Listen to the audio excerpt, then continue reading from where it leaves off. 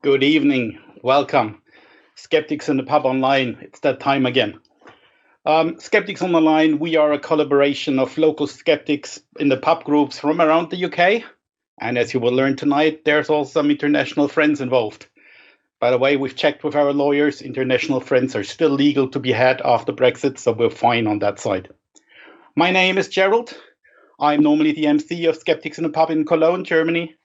But tonight, I'll be your host and moderator, introducing you to one of our guest speakers that we are quite fond of at our group in Cologne. Before we come to that, I want to do a little bit of housekeeping. We had a coloring competition that we ran over our Christmas break. I'm excited to announce that I will get the virtual envelope with the winners after the break. So stay tuned. I will announce them after we had our little break. We have also opened our Discord server in the last few weeks. So if you want to find out how to join our community outside of our Thursday night talks, please check our website, sitp.online/contact, where you'll find the details of how to connect to our Discord server.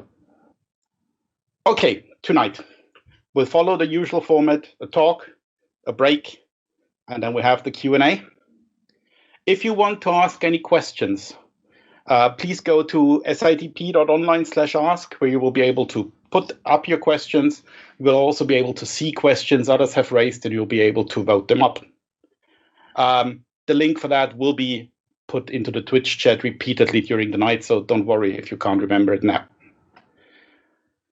What's the next? After our talk, just a little reminder, we'll have our Logins Racer, our virtual pub on Zoom, where we can all get together and have a nice evening afterwards. That's the household done. Let's speak about tonight's talk. Our guest speaker, Mirko Gutjahr, is an archaeologist and historian who works as a scientific advisor at Luther Gedenkstätten, which is a memorial foundation looking after 5 museums and UNESCO World Heritage Sites in 3 different locations. They're all related to the history of Martin Luther in Germany, who was responsible for the Reformation here. Mirko produces or used to produce German language podcasts and is also quite active in the German Skeptics society called GWUP, or we just call it GWUP. If you want to find out about one of his podcasts, I found out that some of the episodes were actually translated and re-recorded in English. So if you search for Secret Cabinet Podcast, you'll be able to see what he's been doing there. That's enough as an introduction. I'll hand it over to Mirko now. So Mirko, the audience is all yours. Well, thank you very much for this kind invitation and introduction. And I have to say, it's a great honor of being invited to the Skeptics in the pub in England and at the same time international, as I learned today. Even though the pubs are all closed and at the moment everywhere, I think, and I don't even have a real beer here, I hopefully will meet you all one day to have a real one with you. But today, I will talk to you on the subject of pseudo-archaeology and why is there an issue coming with that. I want to start with this guy. You probably recognize him if you don't live under a stone. He was in the news lately quite often. His name is Jacob Chansley, or better known as Jake Angeli, or better known as Yellowstone Wolf, or QAnon Shaman, or best known as that crazy guy with the Viking outfit from the storming of the Capitol on January 6th of 2021, even though that's not a Viking outfit, but more to that later. Now, what has he to do with tonight's subject of pseudo-archaeology? Well, he shows why pseudo-archaeology forms an important part in the right-wing conspiracy theory and why it's important to keep a close watch on people using pseudo-archaeology in pop culture. And to bring my conclusion of this talk already now, pseudo-archaeology is not just fluffy and harmless, or at least it can be. But let's begin. What's pseudo-archaeology actually? Why does it matter? Pseudo-archaeology, simply coming from pseudo, the Greek word for pseudein, means cheat or lie, and archaeology, hopefully that's straightforward, the science of the ancient times. So it's broader sense what it claims to be archaeological claims, conclusions, ideas, or notions which have fake, fraudulent, or even fantastic basis in reality, rather than being solidly grounded in the scientific method. Archaeology is a study of human culture, and through it's done by using the material remains, and like any branch of science, it's done by careful observation, using consistent logic, and of course to evaluate the data. All that is not done by pseudo-archaeologists. Don't confuse pseudo-archaeology with bad archaeology. Of course, there's always plain old bad science everywhere, of course, not only in archaeology. Sometimes this happens intentionally, sometimes completely unintentionally. There will always be those who cherry-pick their data or simply refuse to overcome old biases. I can tell that from old professors of mine. So if we break up that a little bit, what is pseudo-archaeology or its branches? There are many reasons to believe or propagate pseudo-archaeological claims. Mostly they're based on nationalism, on religion, on sensationalism, or simply on greed. Sometimes, or very often, it's a mixture of all that. I nipped this nice meme, simply pretending a watermelon does not validate your argument. It does not. You probably recognize the guy on the left-hand side. He's always in Twitter memes and Facebook memes. We're coming to him quite shortly as well. Nationalistic pseudo-archaeology tries to prove importance of early origins or of a specific nations or region.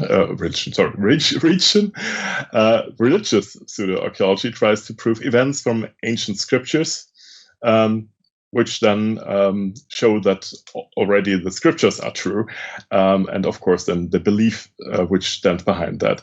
And of course, sensationalism and money-making are the basis of many other outlandish claims, often coming from self-proclaimed outsiders of the field. I will focus today mainly on the latter, since it's a field where the most people encounter pseudo-archaeology, especially the ancient astronaut theory, or paleocety as it's called. You probably have seen this TV show, or at least heard from that, Ancient Aliens, which is now running in, I think, the 16th series now, over 188 episodes. The next coming up in February with William Shatner, I'm afraid to say that. But still, the series is still quite successful. Is dealing with the idea that extraterrestrials landed on Earth in the past and significantly influenced early humans, their genes and their cultures. The apparently clear result of the series is clear from the start. Yes, they were there, or weren't they? But to now, beforehand, two more simpler questions. What is paleocety? The claims of paleocety, or ancient astronaut theory, is that there are intelligent life forms, which the rest of science doesn't know of yet, unfortunately. That would be great if we someday discover them. But paleocety already claims that they are intelligent life forms around. They visited Earth in the past and influenced the development of human biology and or culture. Then they claim that there are artifacts and buildings and even sites which can be related to them and prove, of course, their existence. and the bad mainstream archaeologists like myself do not acknowledge or even hide those proofs.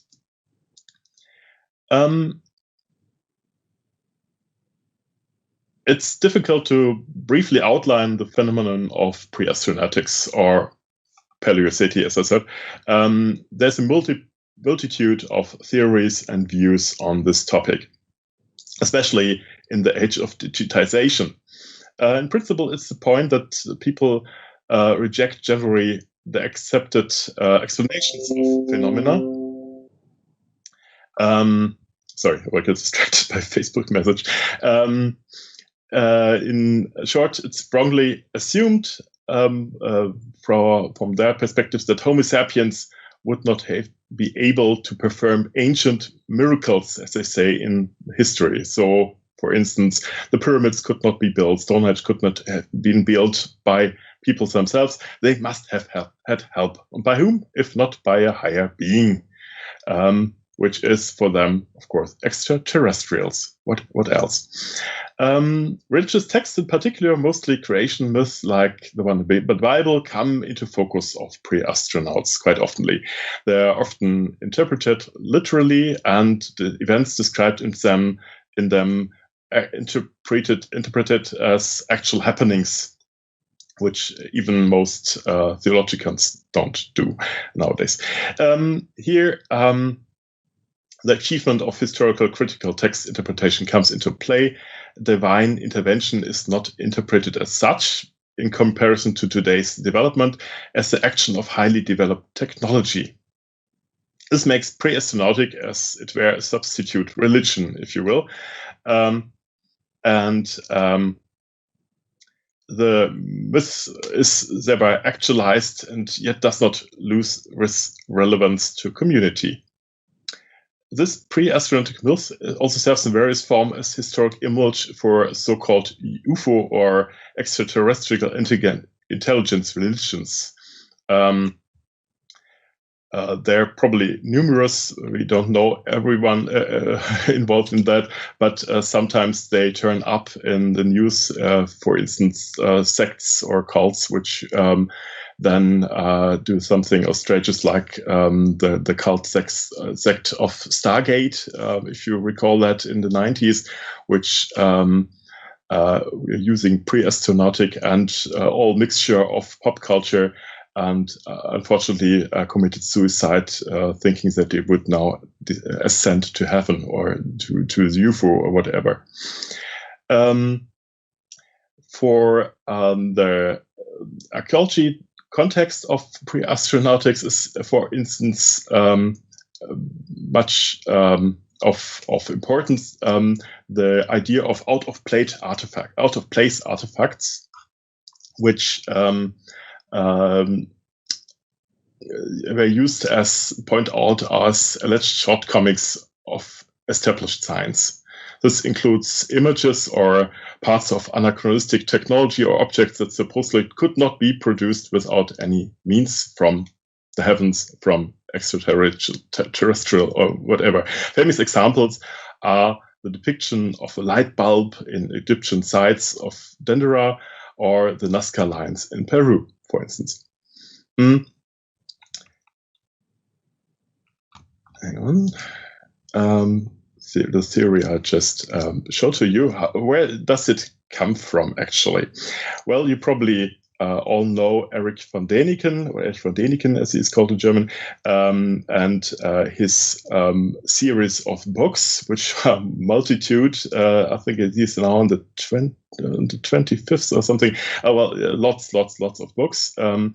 Which he publishes every year in a new series. And he began in 1968 with The Memories of the Future, in German, Erinnerungen an die Zukunft.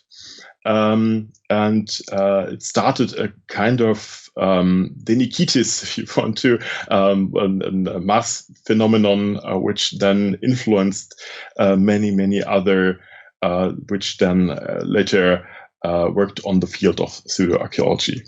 if you can that call work. But as you see in the arrows, this does not originate in Erich von Däniken. He borrowed, if you will, the idea. Some say he even stole this idea from others.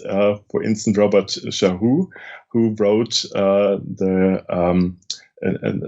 book on this same topic in the 1960s already. So there were even legal claims by Robert Charroux, which were settled, I think, in silence. But even Charroux was not coming up with the idea of ancient gods which came from the heavens and influenced mankind. This idea was already brought forward in The Morning of the Magicians by Pauwels and Bergier, two French authors, already also published in the 60s, which then for themselves did not invent the idea of ancient old gods coming from above. This already can be found in the 1920s in the works of H.P. Lovecraft, who invented the Cthulhu myth and many more, which deals with an ancient, old and malevolent gods. So probably there's one of the origins of the theory. But coming back to Erich von Däniken, his ideas attracted others, of course, to deal in the field. In his subsequent books,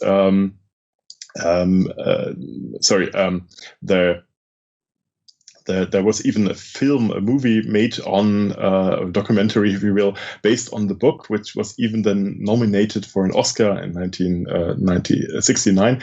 And Däniken didn't have much from that.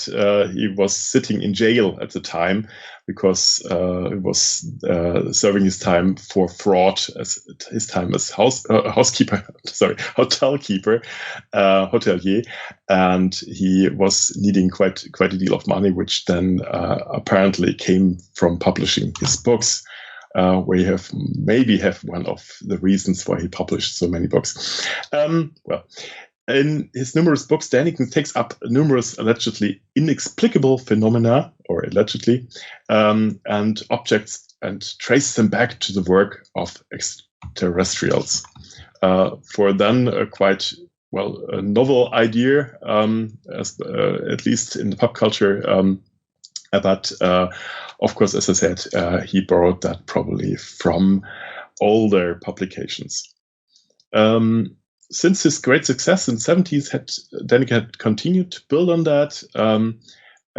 He not only published his book, he even founded a mystery park, which showed the fantastic stories which he came up with. And unfortunately, this had to close 2006 due to financial problems, was then re-established as Jungfrau Park, which now has a little bit more on the Alps region there, but still you can still see the models of Däniken's findings, if you will, among amusement park. On the right-hand side, you see another important figure for the ancient astronauts theory. That is the Azerbaijani-American author Zecharia Sitchin. He included the whole of the Near East to the region of extraterrestrial, making up an idea that the ancient Mesopotamian cuneiform texts, which he probably was not even able to read, were proof for the visits of ET from in ancient times. The so-called Anunnaki, Mesopotamian gods of the underworld, were said to have come from the 12th planet of the solar system, which is called Nibiru. I don't recall. I think we're now to 8 planets in our solar system. Well, of course, Nibiru is one of the planets which turn up in pseudoscience quite often, one day destroying the world and doing whatever, but it's not taken seriously in astronomy, of course. But those gods, which Sitchin claimed to have proven, they colonized the Earth and created humans as work slaves. They achieved this through genetic manipulation. And then something happened. There was a war between humans and aliens, and you probably know this plot if you've seen the Stargate movie or the series, which is going back probably on Sitchin's ideas. But still, his theories are important pillar of pre-astronautic theory and are often mentioned in pseudo-archaeology texts. Another guy, which is probably better known for the memes, is on the left-hand side under Däniken, which is the Swiss-Greek parascientist Giorgio Tsoukalos, which is a symbolic figure for the series Ancient Alien. He's even called the Ancient Alien guy. Better known for his haircut than for his ideas, but still he's a great follower of Däniken, propagating his ideas. He was even the head of Däniken's Ancient Alien Society for a long time and publishing the magazine Legendary Times, which dealt with Däniken's ideas. And of course, this is just a group of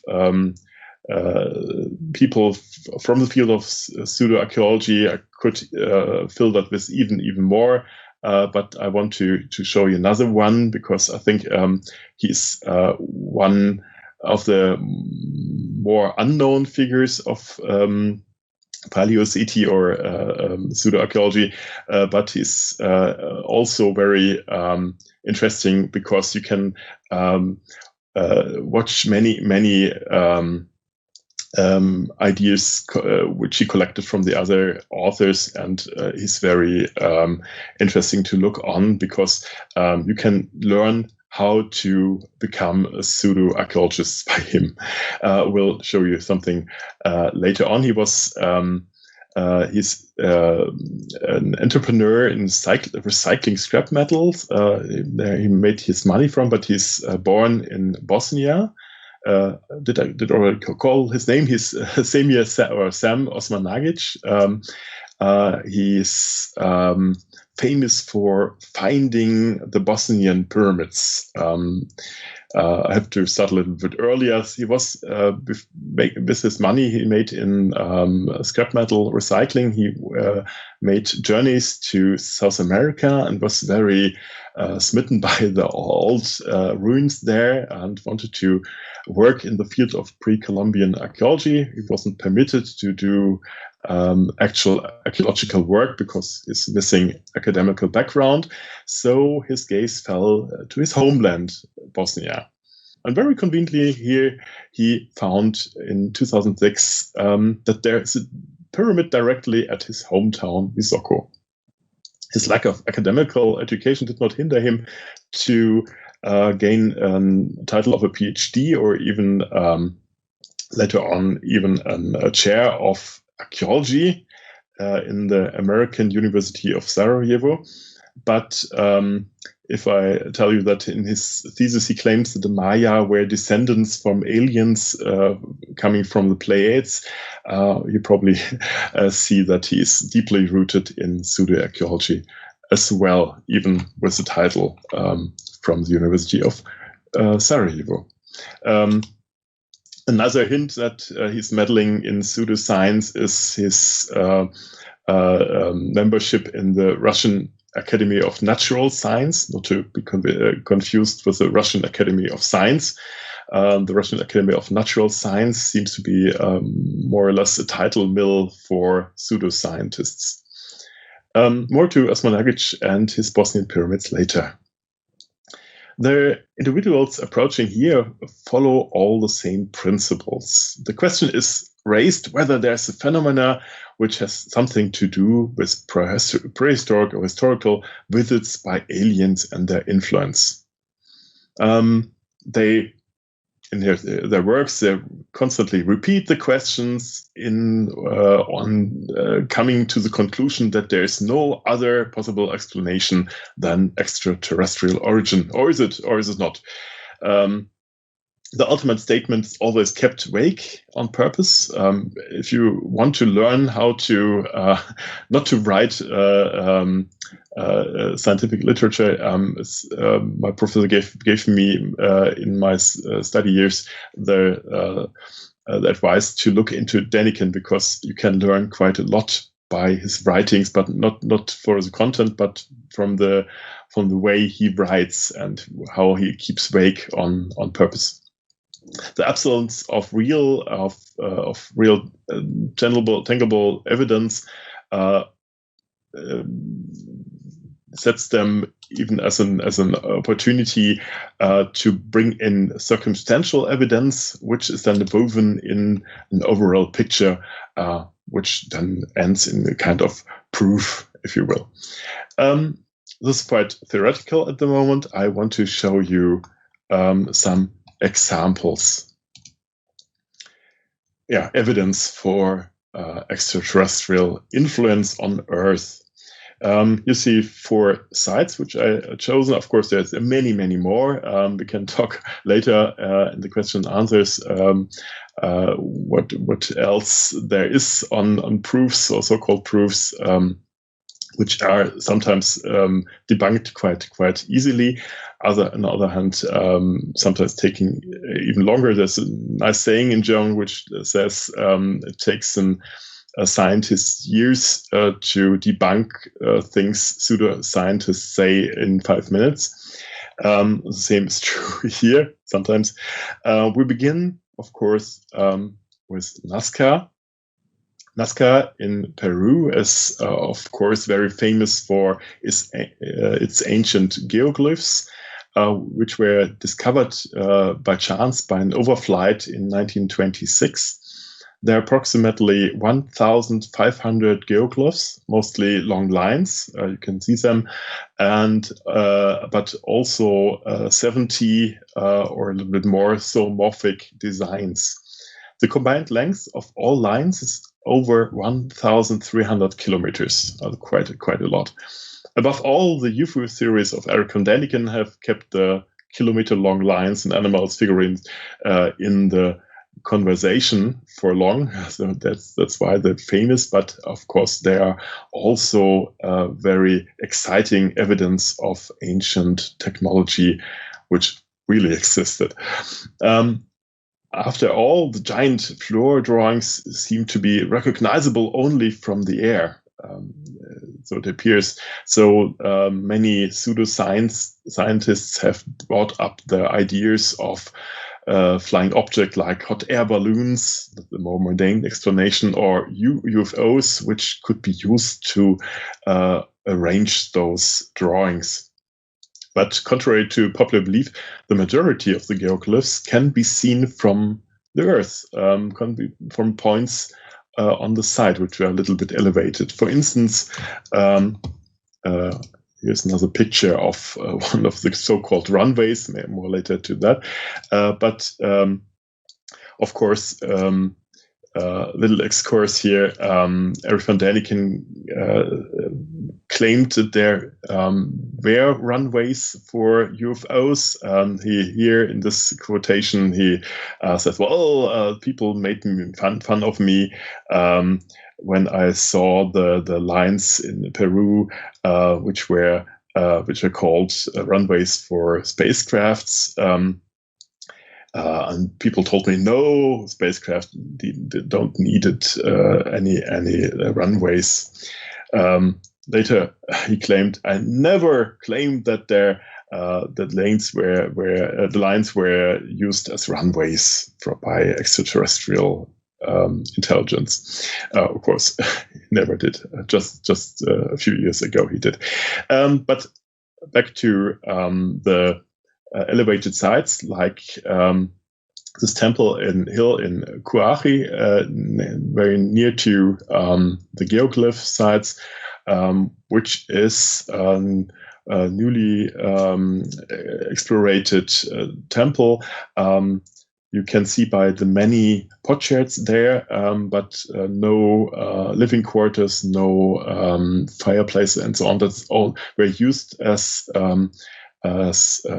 temporary site for visitors, for pilgrimages, and so on, but not as a living quarters, not dwellings.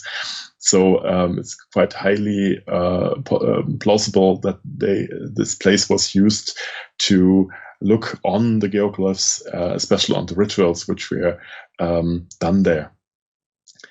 The lines were created between 500 BCE and 500 CE by people making depressions or shallow incisions into the desert floor, removing pebbles and leaving different colored dirt exposed so the lines are visible. So there's no alien technology needed here. Even more recent archaeological excavation revealed the existence of wooden poles, which were up to 10 meters high, from which the works then easily could have been instructed. So the interdisciplinary team of experts from the DAI, the German Archaeological Institute, were set together by people coming from branches like geomatics, geomorphology, archaeochronometry, paleogenetics, paleobotany, and so on. Quite diverse background for the experts, and this proved to be a very successful cooperation. They worked together in a 10 years research, and then discovered hidden altars and offerings at the corners of the floor drawings. The shards show that they were used for a flying cat god, which is known from the pottery shards, who was apparently watching from above. So there's no need for extraterrestrial observers also. What is the reason for all this? Well, the researchers found remains of seafood near the altars, especially the spondylus shell, which normally only occurs in distant Ecuador. And it's washed only south after hefty rainfall. The weather phenomenon El Nino is the cause of that. It's particular informative since the researchers assume that the mussel was then a symbol of fertility, since it brought the water with it, if you will, the fertility and the moisture for agriculture. So water cult obviously played a central role in the creation of those floor drawings. Apparently, large festive processions took place on the lines, as they still occur today in the Andes. The Peruvian marched, danced, made sacrifices, and so on, and begged the gods for rain. This apparently didn't work out in the end, because the rainfall stopped approximately 600 CE. And the Nazca people then had to move to different, more fertile regions. So no aliens apparently here. And even if you see that at runways, you probably ask yourself, why does a spaceship have to fly for light years to reach the Earth and then need a runway on Earth? Of course, there's this cartoon here makes a little bit fun of that. Coming to the next, which is on the left-hand side, in the lower, which is a depiction of the light bulb of Dendera. The idea here is that when you read popular books on ancient Egypt, you get the idea that the Egyptians were just primitive Stone Age people who suddenly got hold of advanced technology. So, of course, that's wrong. We know that there's a little bit more to that story, but if you only read those books, you could easily get to the idea that there had to be some more advanced technology coming from elsewhere. For instance, the idea that the ancient Egypt had electric power and electric light to use for the building of the temples and tombs.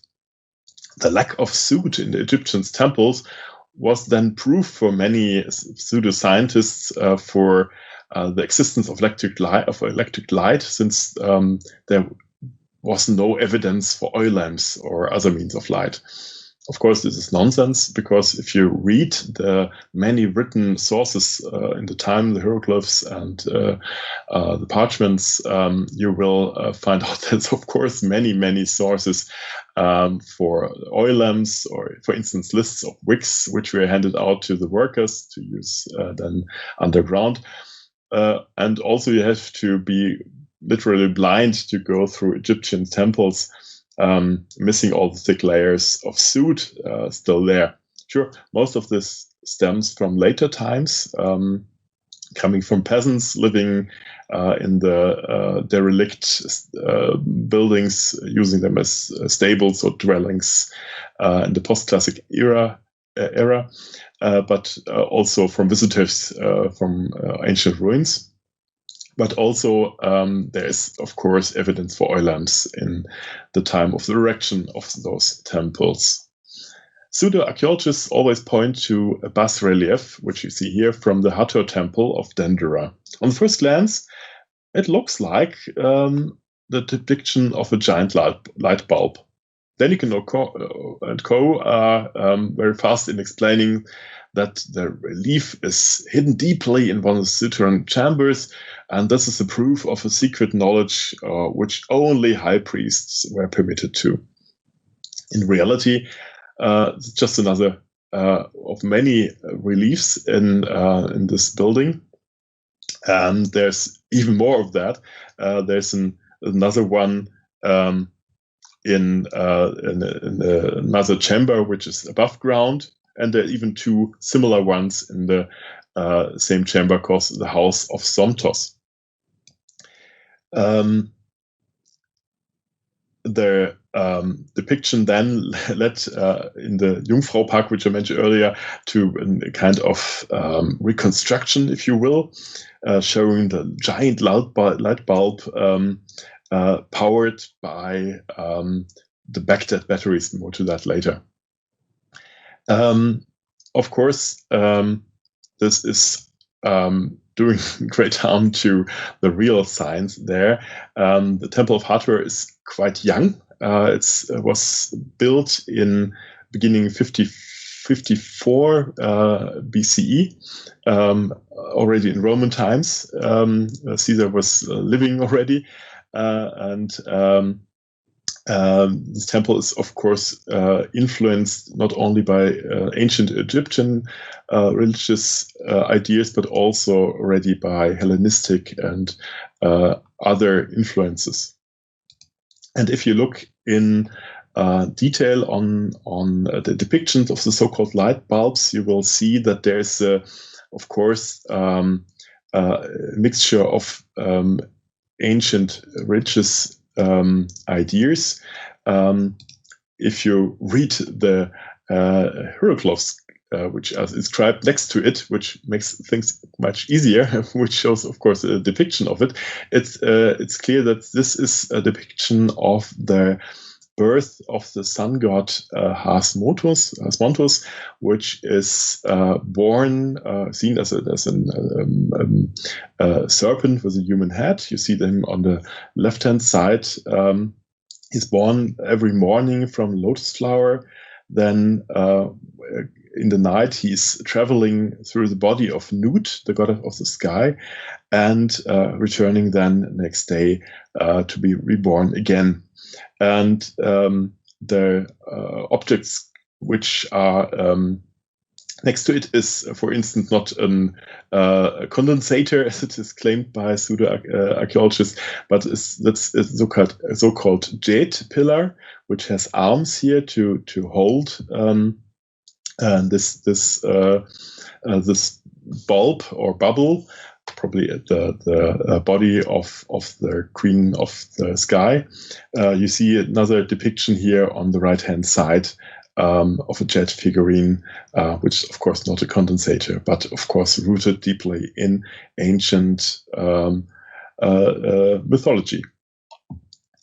So what is this all about? Is the chamber is apparently, as the description also says, used for the storage of ritual objects, which were used in processions and were hidden away when they weren't used, because they were made from gold. And of course, even in those times, they feared burglars and so on. For everyone using the chamber, there was the walls were used as some kind of lists of things which should be in their inventory, if you will.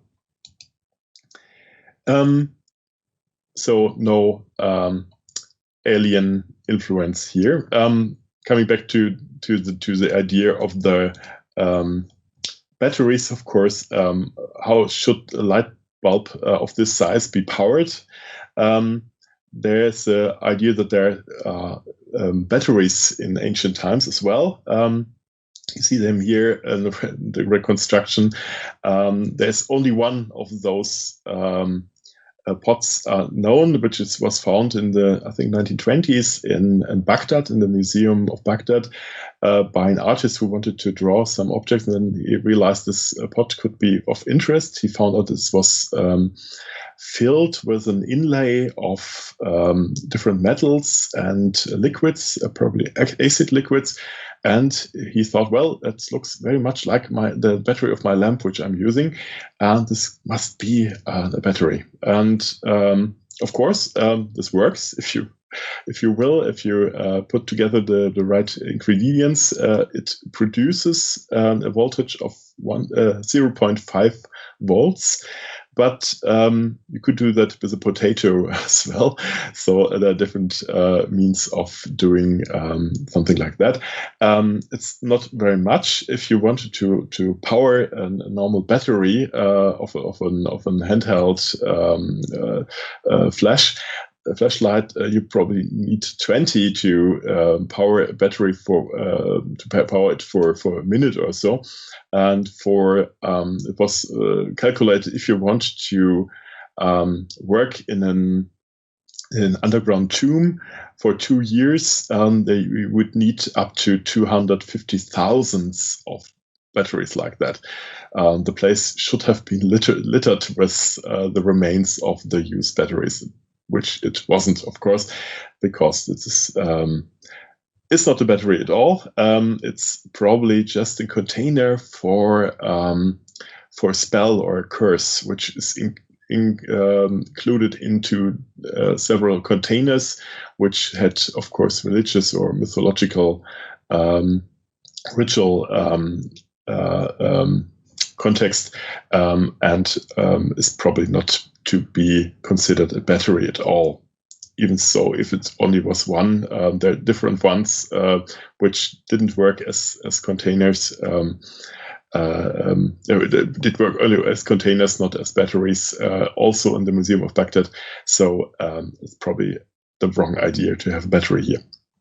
But to return to our series of out of place or art artifacts, as it's called. This one is quite famous also. It's the technoglyph from Abydos, which shows apparently the depiction of I don't know if you see my pointer here. On the middle half, you see a helicopter, if you look closely. And of course, there's a kind of submarine. Below that, there's a kind of a very bulky jet or so. And there's even below that is a pistol or a gun, machine gun of some sorts. lying upside down on the floor. Well, of course, if that's not a proof for ancient warfare, modern technology coming from ET, what is it? That's probably not, as you already have guessed. It's kind of a misunderstanding, as always. You see here the original place of this bas-relief, which is in the temple of Sethos I in Abydos. Its existence is known since, not the temple, but the inscription is known since 1897, when the Prussian expedition led by the Egyptologist Richard Lepsius described this relief for the first time, and he came up with a solution for it as well. This temple was began to build under Sethos I, who commissioned the first inscriptions. When he died, the temple was not finished yet, which was about 1,270 years before the Christian era. His successor Ramses II had his name removed and built the temple as his own. And the workers did so by filling the former inscriptions with plaster and then chiseling the new inscriptions over it. The old text vanished, but was still there, of course. And when in the course of time the temple fell into ruins, the roof went down and the plaster was then crumbling due to the forces of the elements. Nowadays, you see the mixture of two inscriptions, the old one and the new one, which can be easily discerned by any who is able to read hieroglyphs, which I'm not, but thankfully I know people who can, who sent me this graphic here, showing in red I think in red is the new one, and black is the old inscription. And showing here, you can clearly see the cartouches are replaced with the new names here, and of course then the other name of the king, which is Ramses II, with all his surnames, is here replaced. And you can see that more closely if I can find the button here. Here, and you see it's just a mix up of different hieroglyphs, which mean basically different names. And for the German-speaking audience here, is I think just show it here for a quick time, showing that this text is just made up with new insertion of new names, which describes the many names of Ramses II. So no mystery here, of course.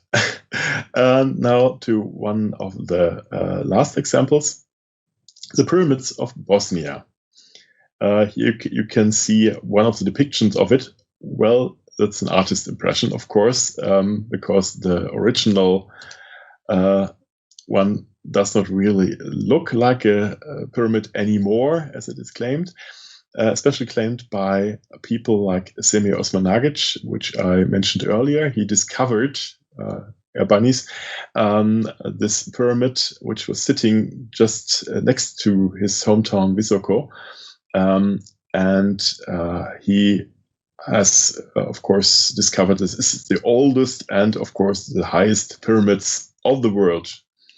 And you can see this in comparison to other Egyptian pyramids. And here the Dome of Cologne is put in there as well to give you a comparison. 220 meters high from the sole to the bottom, to the top. Bottom to top. And so this should be the greatest pyramid of all.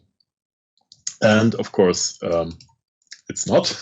Semir Osmanagic, which I met personally, which is repeating one sentence very often, already also said that to me. Forget all they told you about archaeology. It's not true, because only he has the truth, of course. And at the first glance, if you don't deal with archaeology at all, it looks a little bit convincing even. There are stone settings like pavement for a procession road, which he excavated. And of course, there's concrete blocks, which were cast on the spot, apparently. Then there's even tunnel system, which leads to the pyramid, or one of the pyramids, I have to say. There, not only this pyramid, but the whole valley on the left-hand side of the pyramid in the background there is full of pyramids, of course. And the tunnels themselves are apparently human-made. You see that. Even you see a stone setting here on the right-hand side, which is clearly, and that's not a joke, it's clearly human-made. But of course, there's an explanation for that. And there's even more to it, because if you measure the energy, if you stand on the top of the pyramid, you find that there's an energy coming from the pyramid, which is getting stronger the higher you measure, which is physically possible, as I was told. But of course, nothing is impossible for the believers. So apparently, this energy beam is directly directed to the Pleiades. Where else? This all outlandish claims had me and a friend of mine, Sebastian Bartoszak,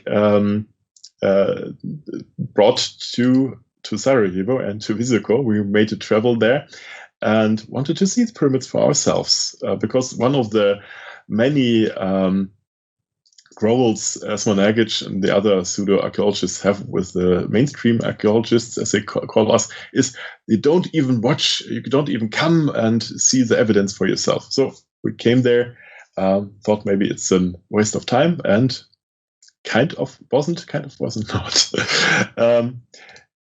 The pyramid itself was a little bit disappointing, as you might guessed already. There's only one side of the so-called pyramid, which is in the form of a triangle, which is not seen from the north side. If you look from the north side, it looks like another one of the many hills in this area. But of course, there are many more pyramids, which don't look like pyramids, but hills. You see here one of the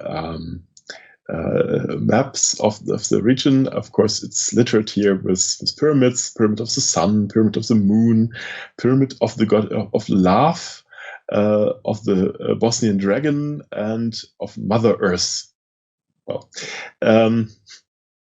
I leave that to you. What is it? It's just plain geology. Of course, there are many hills and many mountains which are triangular shaped, which is due to geology, of course. There are many examples on Earth and even on other planets, which shows the same feature.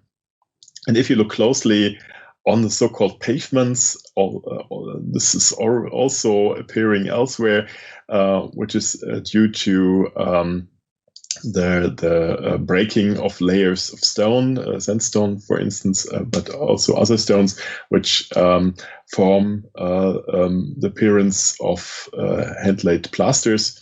If you go to Northern Ireland, you can see there as even the Giant's Causeway, which looks like a giant building project for bridge crossing the ocean there, which is all geology, of course. But it puzzled Germans, puzzled Germans as well, puzzled humans, of course, in all times, or not only Osman Agic, of course. And of course, the concrete blocks are nothing but the natural rocks underneath the earth lying there on the hill. But there is concrete or conglomerate, if you will, which is called pudding stone. I was told that this the geologist's name for it. In Germany, we have even a nice name for it. It's Herrgottsbeton, which is our Lord's concrete, if you will, and it's used mainly for kitchen tables and so on. So, I'm told I have to hurry up a little bit. Okay, I will do that. Of course, just a little view on the tunnels.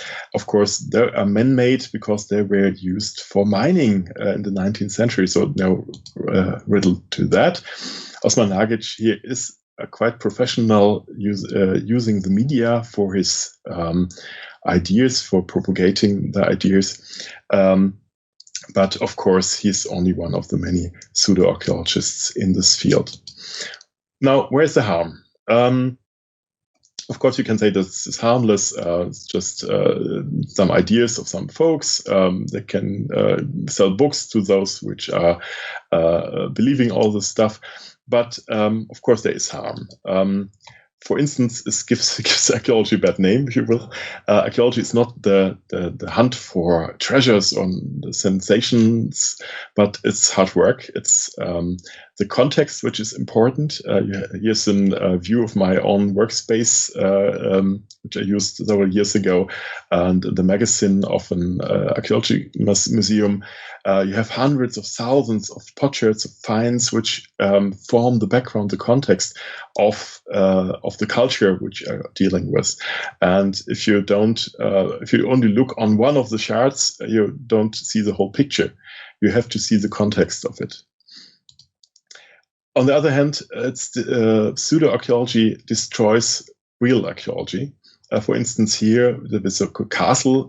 It's next to, it's on the top of the Pyramid of the Sun in Bosnia, and if you see next to it the excavation sites which dig through the original layers of real archaeology there, it destroys the archaeology which is lying around if it's not documented properly, which is not done there.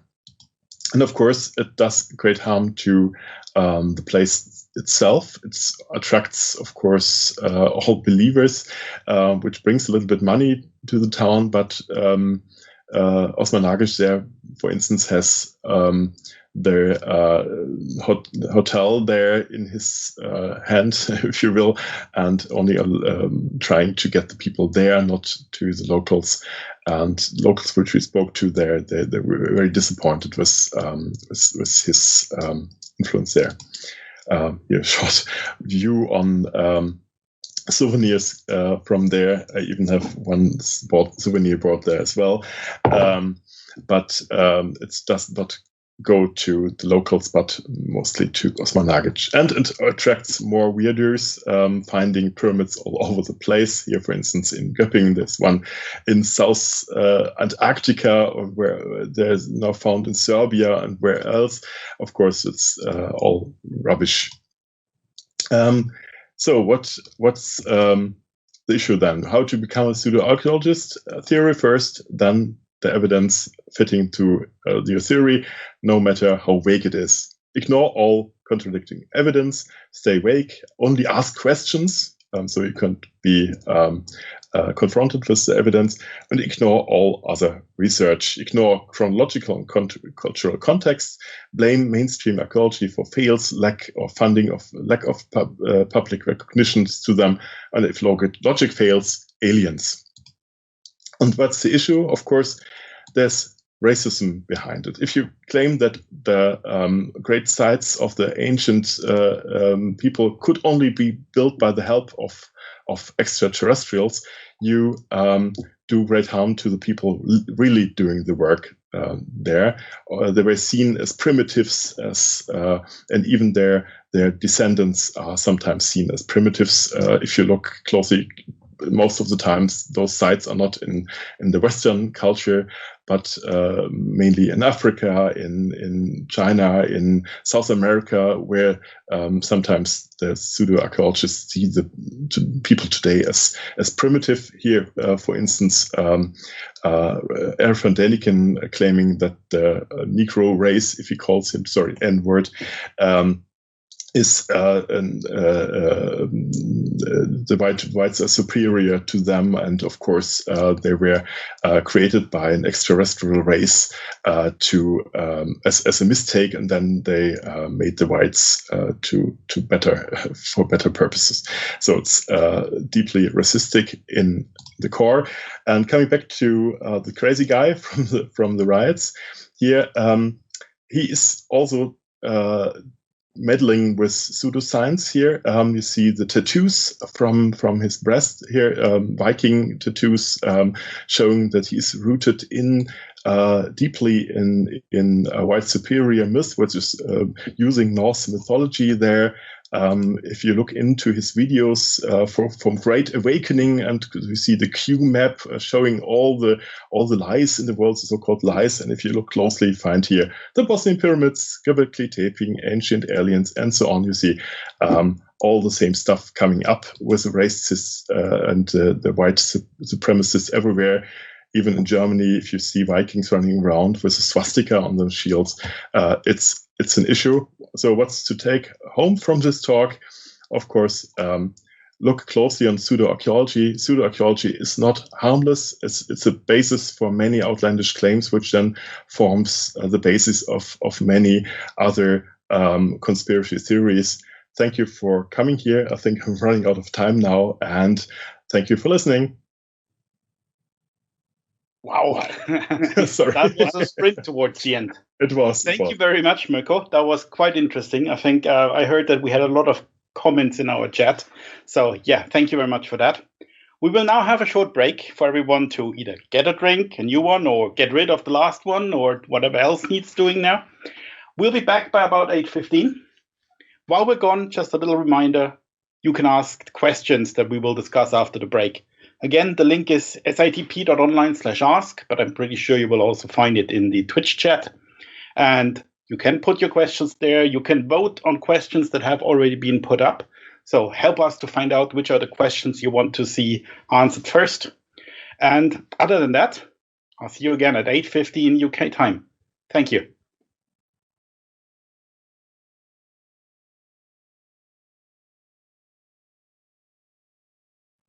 Welcome back.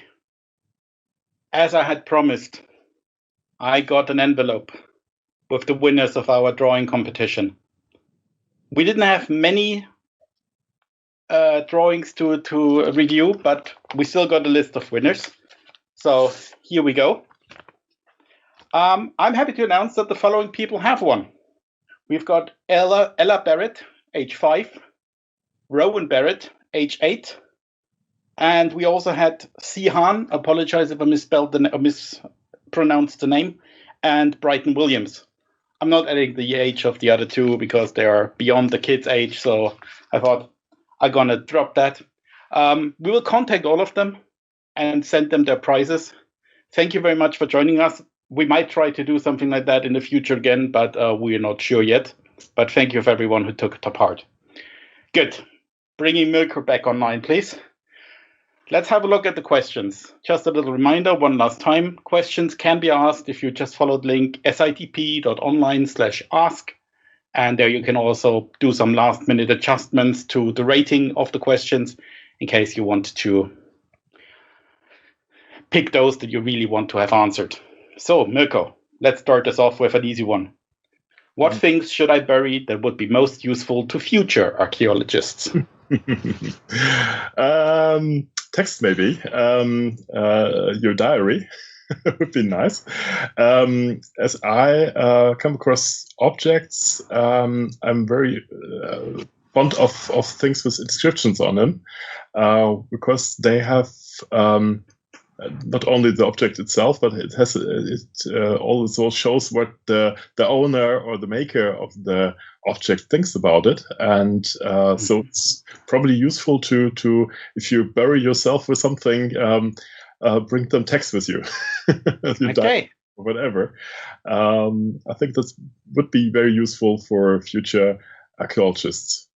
Can't beat that personal touch. Or maybe if you're more on the financial side, maybe just bury yourself with your what's called I ruined my own joke. How's called the cyber money? Bitcoins? Bitcoins, yes, of course. Just Bitcoin code. Okay, I see. Trillions or so. Apologize, I didn't realize who asked that last question. I should have mentioned it. Igor, our friend from Russia, asks, do you know some crazy archaeology-related theory that is true but sounds unbelievable? That's a good question. That's a crazy theory. At the moment, I don't recall any, but I think that there are many. But at the first glance, many theories sounds crazy. But I can't recall now for one. Sorry. Maybe later on if you just cross my mind. Sorry. Wasn't there something in the area where you're living where they found some kind of workplace of a Dr. Faustus? Or do I misremember something there? That's near my workplace. Actually, it's not that good as it sounds to be, but it's still it's an workshop of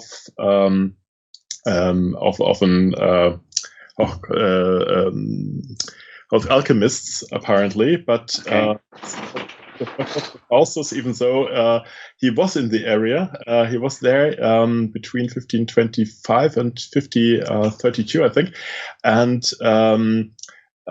he was met by Melanchthon and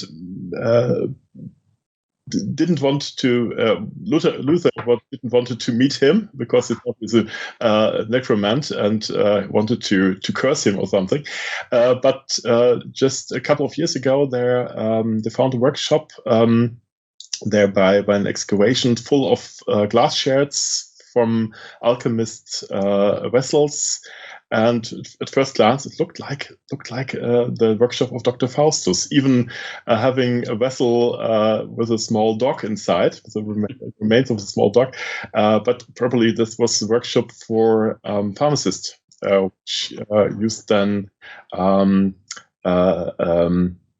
this place, the derelict monastery, which was given up during the Reformation as workplace to do something with antimony, probably a kind of all healing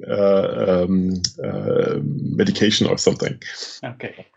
There was antimony was there found in an amount which could have killed all of the Germans in the time. Okay. But apparently it's not very healthy to use that. But still. Okay. I see. Good. Next question. Unfortunately, we don't have a name. Do you have any comments on biblical archaeology, like reports of them finding Jesus' house recently? Yeah. Of course, there's great work done there by biblical archaeologists, no doubt to that. But sometimes some of those people meddling with pseudo-archaeology as well. The problem is if you have a theory first and then try to find things which fits to your theory, and even if it's the life of Jesus or the disciples or whatever, it makes things sometimes a little bit shady. So if you find something which looks like the house of Jesus, then you should be very doubtful about that. So probably most of the findings should be seen with a grain of salt. They're interesting in their findings themselves, were interesting for the culture there, but you shouldn't do the mistake to jump to conclusions and even relate that to religious themes. Okay, good. Another question by Anonymous. Has any object ever been found that defies explanation? Anomalous is very, very has many questions, I think. Yes, yes and not. Yes and no. There was, for instance, the object of antiquity, which is a kind of clockwork thingy, which looked like a kind of an old computer or something. If you found something on like this on a scrapyard, you would think it's kind of an old clock or so. It looks very modern at the first glance. It has gears on it. It has it looks very complicated, very sophisticated, and at the first glance, of course, it looks like something which did not fit to the ancient Greek times from which it stems. But further research shows it's very interesting stuff. It's highly sophisticated technology of the time, but of course it's still fitting to the time, but even so, it's very high-ranking technology there. At the first glance, it looks like something unbelievable and something which would be forged or so, but at the end, it turned out to be more interesting as a real object. So the last two questions sound like the fact that bias can influence the findings that you have as an archaeologist by either giving you what you wanted to find or by letting you find something that you don't want to accept as belonging to the era where you think it belongs to. Of course, bias is one of the most evil enemies of archaeologists or scientists as well, because you have to be neutral towards your findings. That's very hard to do, of course, because you have an idea and you want to find something which fits to your idea. Of course, the urge is quite real, but still you have to overcome that quite often. And I think that we talked about this earlier. The best thing which you can see as a scientist, which makes you a scientist, is to say, I don't know. But I want to know. I want to find out. That's the spirit that you have. You don't have to jump to conclusions because you want an explanation. Sometimes it's also possible to say, I don't know. Maybe there's another one coming up later which can solve this riddle. But sometimes you have to confess that you are just don't have the answer yet. Good. Next question comes from Grimbeard. Does pseudo-archaeology have any upsides, like grabbing people's interest and drawing students into the field who can then be taught the real archaeology?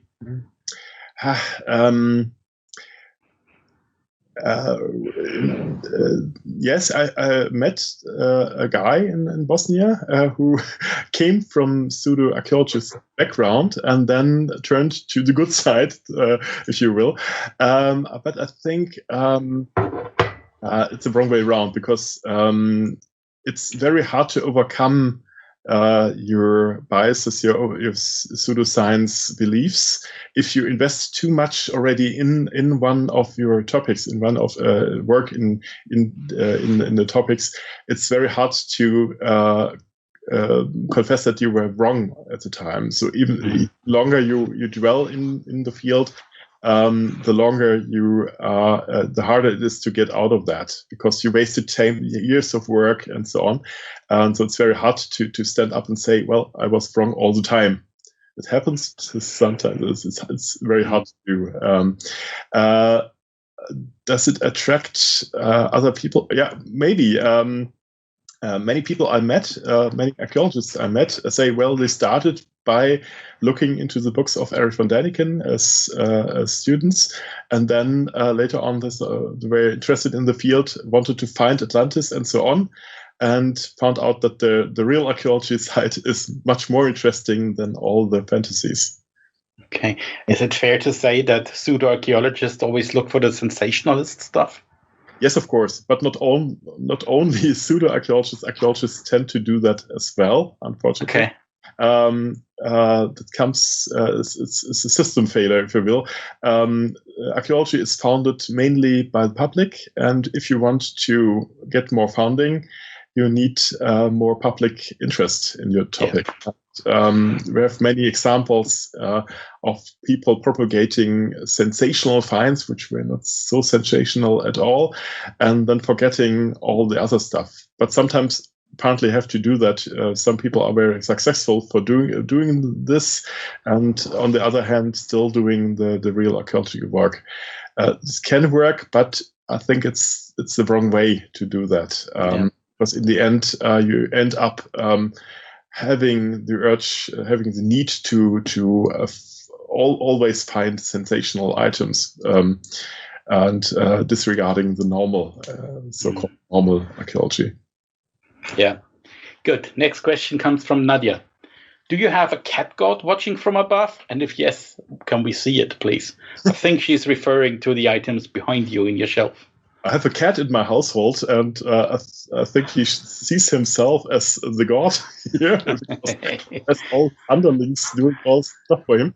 But probably you're referring to one of my helmets, maybe. So you can reach it. Maybe that's an Hundskugel, which is a little bit higher up. Oh, sorry. That's a Hundskugel. Thank you. Replica of an 14th century helmet, which is been found, I think, in the vicinity of Wittenberg as well. So, but this one isn't. It's just a replica from 19th century even. Bought it several years ago, and it comes with me. It's not a cat god, but it's watching me all the time. So, Nadia, unfortunately, no cat god. No cat either tonight, but... sorry. I have maybe it's this one, a toy Martin Luther duck, which is guarding me as well, but still. Yeah, no. No cat god. Sorry. Yeah, no problem. Next question. Grady Earthling asks, do you think that better education and explanation of archaeological methods, how they work it out, could help people understand what's real and what isn't? Yes, I think you're referring to the transferring of knowledge in popular science, popular ways, like we do today, and talks like this and so on. I think it would help. I think you're better off in Great Britain with that, because I spent a year in Scotland and learned that there's many people are aware as young students in the young archaeologists clubs and so on. And there's the TV series on archaeology in the prime time, and so which is not that much in Germany, for instance. So I think the understanding of archaeology is much better in Great Britain than it is maybe in mainland Europe, but still, it's I think could be done more properly. If you look in documentaries, they stress the sensationalism, not so much how it's done and what methods are, especially since the methods were now evolving. There's much more aerial photography, using drones and so on. So there's lots of things going on in dendrochronology, in genetics, for instance, which it's a very important field nowadays, studying DNA and so on. But I think it's could use more public appearance. True. Okay, Rob asks, what do you think is the most dangerous aspect of pseudo-archaeology? It's probably the one which I mentioned at the end of the talk quite fastly. It's a racist aspect of it, saying that there's can only be the ancient aliens which built Stonehenge and other places like that, is deeply racist. It's showing that the people living in the times building those great constructions were primitive, were not able to do that. It's even then coming down to the descendants, especially if you look to Africa or so, the place like Zimbabwe, for instance, took very long to be accepted as construction of the local people there, not of intruders from elsewhere, white ones even. So it's actual site which were done by the natives, which are still around today. So it's still needed to be acknowledged as part of their ancestry. If you don't acknowledge that, you're destroying kind of their ancestry as well. Yeah, that's true. Their heritage. Good. Question from Pete H. Don't the Egyptians get quite upset with the idea that ancient Egyptians couldn't possibly have built the pyramids themselves? So it must be aliens? A good question. I didn't ask any Egyptian yet, but I think that the idea could do great harm to the local peoples. I'm not quite sure how they themselves react to that. But of course, I know the public response of that, of course, of Egyptologists from Egypt as well, who renounce those ideas as deeply racist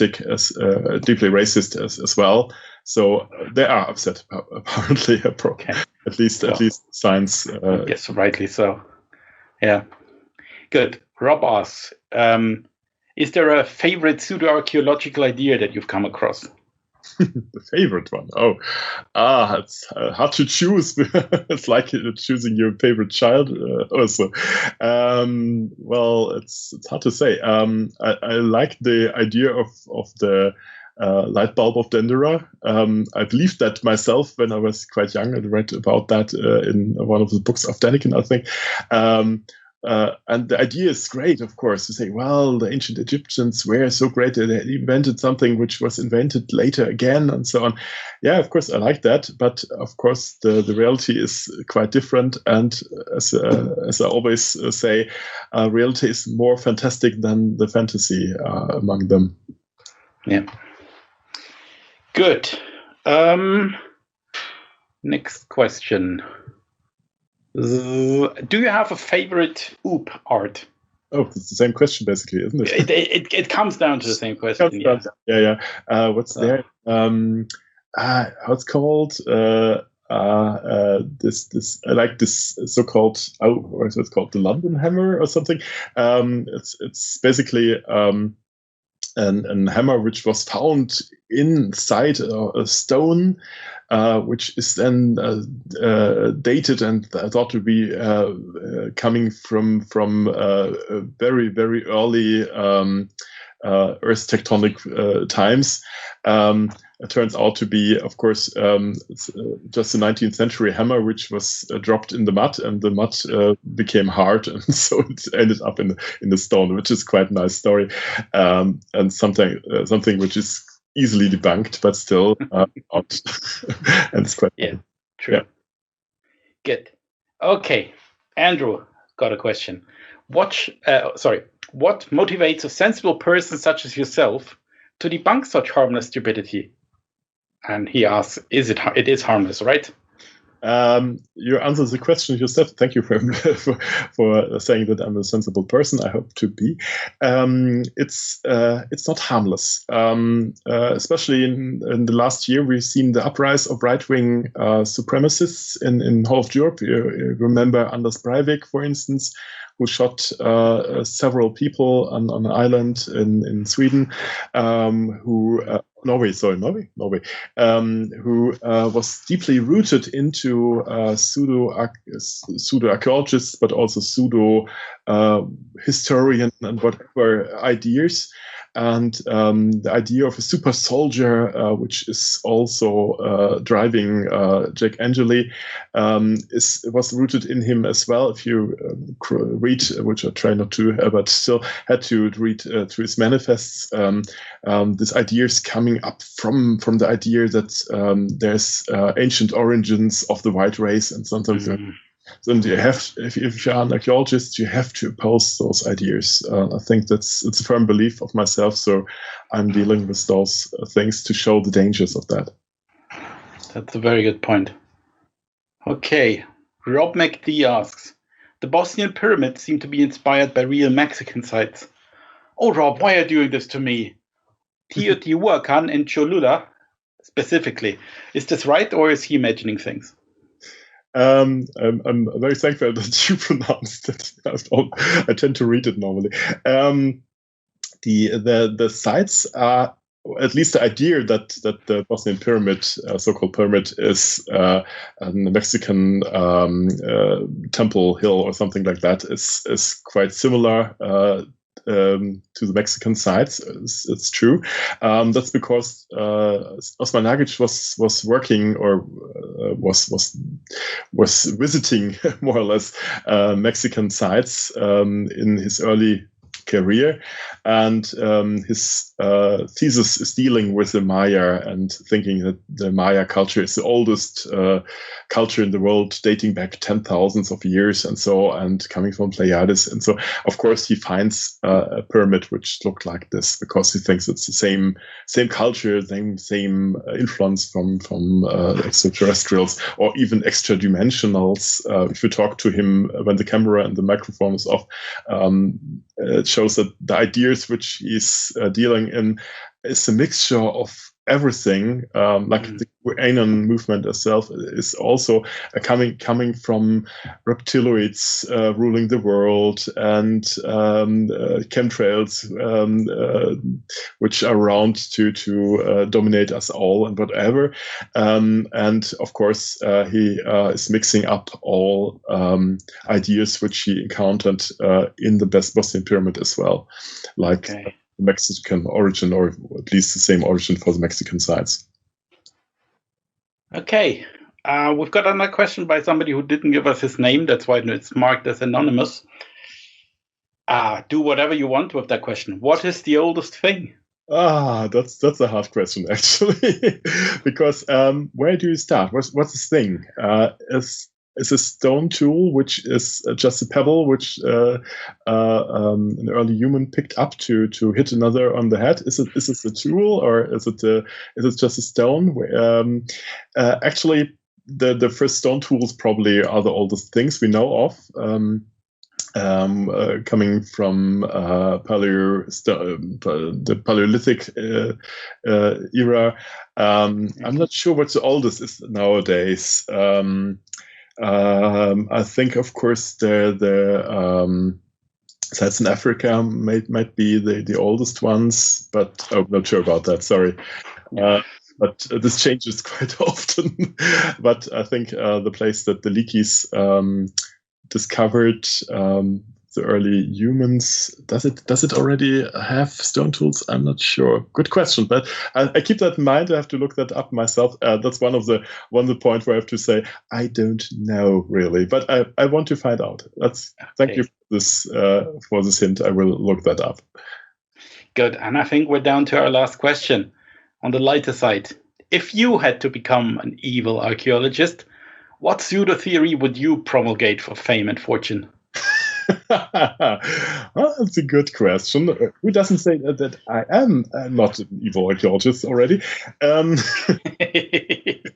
Evil archaeologist. It's hard because actually it's not that easy to fake something. Maybe I would fool the world by saying that the nations were the first to discover Europe or so before all the whites went to the American continent or so, just to anger all the white supremacists also.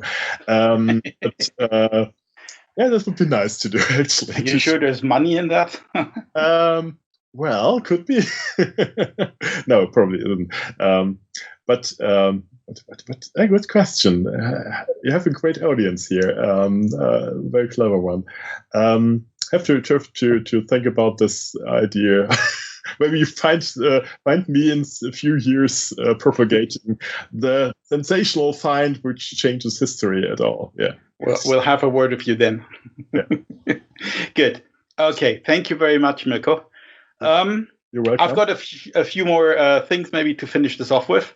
Number one, we've got our next few dates already announced and advertised on Facebook and on our website. So if you haven't seen it, go there, have a look. Next week, I'm happy to announce that we will have Professor Phil Scretton coming to talk to us about a subject called Resisting Incarceration, Prisons, Activism and Abolition. I guess after tonight's more traditional skeptical talk, we'll be having a look at a subject matter that is less often under our skeptically tinted microscope.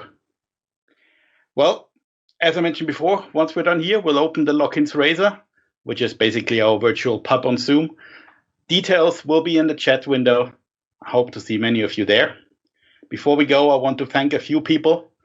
We always say our technicians are great, so tonight I would like to make a point of thanking David and Malcolm for looking after us on the technical side. I also want to thank Dave, who you haven't seen tonight. He was working in the background, ready to step in case my connection is lost, and he also assisted me with sorting the questions. So thanks for that. And the last big thank you, of course, goes to Mirko. Thanks for taking the time. Really appreciate it. Thank you for this wonderful talk. And I hope there will be lots of applause and whistling in the chat. That's it for tonight. See you all again next week. Thank you.